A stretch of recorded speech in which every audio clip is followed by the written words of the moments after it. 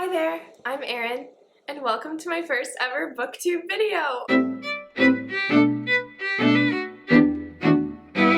I've been watching book hauls, book reviews, any type of book video really, and about 3 years ago I started posting and reviewing the books that I've been reading over on my personal Instagram page. And I kind of got to thinking, could I do something bigger?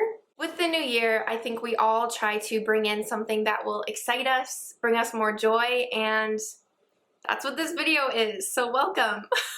For my first video, I figured I could do my favorite books of 2022. Out of the 35 books that I read, I picked 4 as my favorite, and I categorized them as favorite fantasy, best overall message, favorite audiobook, and best writing. Let's get into it. So for my first book, I picked this as my favorite fantasy, and I feel like this will come as no surprise since everyone and their mother has read this book, and that is A Court of Mist and Fury by Sarah J. Maas. I of course had to make it hard for myself by picking the second book out of a 5-book series. This is the one that really solidified me wanting to continue the series. But since this is the second, I'm just going to give you a really high-level overview of what this series is about.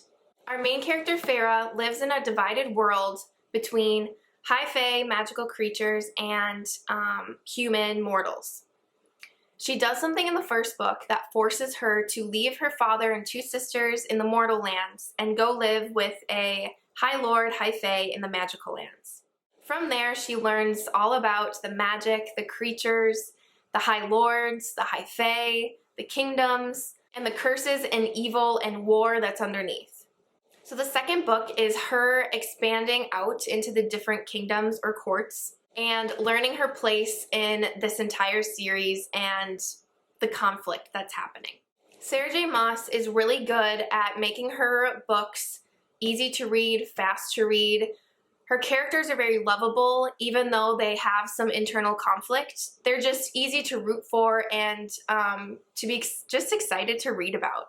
This is my favorite fantasy, not only because of the world building and the magic, but also because of the love story and the friendships between these characters. It was just really exciting to read, and one of those series that you stay up till 3 a.m. every night just to try to finish. And I think that sums it up as to why A Court of Mist and Fury is my favorite fantasy of 2022. Moving on to my second pick, I marked this as the overall best message of 2022, and unfortunately I don't have the book physically with me because I listened to it on audiobook, but that book is Under the Whispering Door by TJ Klune.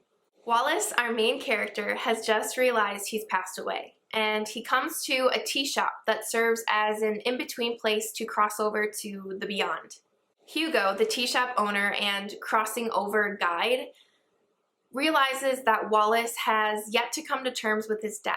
So he gives him a week to reflect on his life to hopefully cross over at the end.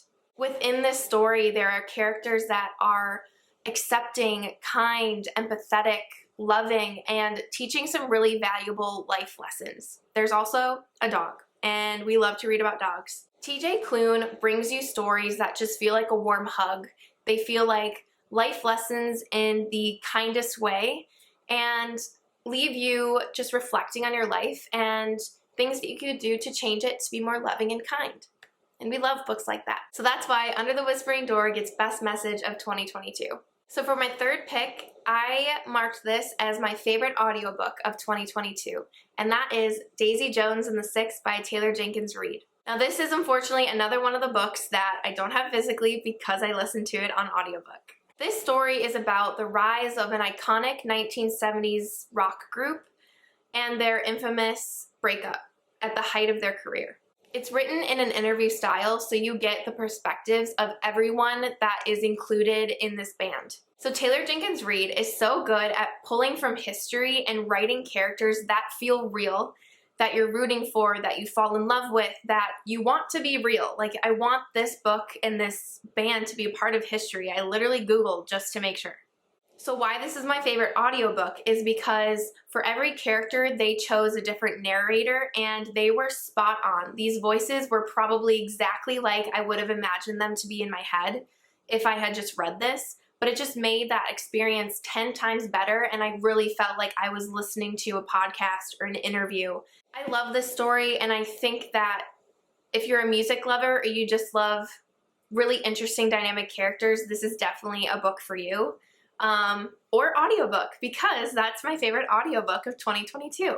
So for my fourth and final favorite of the year, I gave Best Writing to Maggie O'Farrell and her book Hamnet. Every single line in here is pure poetry. Maggie O'Farrell has such a way with words. It's descriptive and beautiful and just so lovely to read.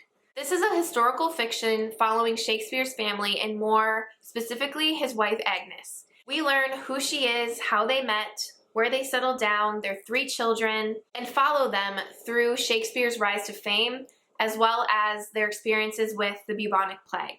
This story is about death, loss, grief, anger, but it's also about a woman who knows herself, who loves herself, who is a wonderful mother and an essential part of her community. I love this story and I love this author, and I definitely want to pick up more of her work because her writing is just amazing. And so Maggie O'Farrell's Hamnet gets Best Writing of 2022.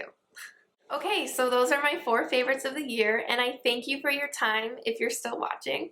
I have no idea what will come with this, but all I know is that I'm proud that I did it because it soothes that feeling that I just need to word vomit about every single book that I've read. So hopefully there are more videos coming. But with that, and with the sun setting, I'm going to wish you guys a good rest of your day, and we'll talk soon, hopefully. Bye!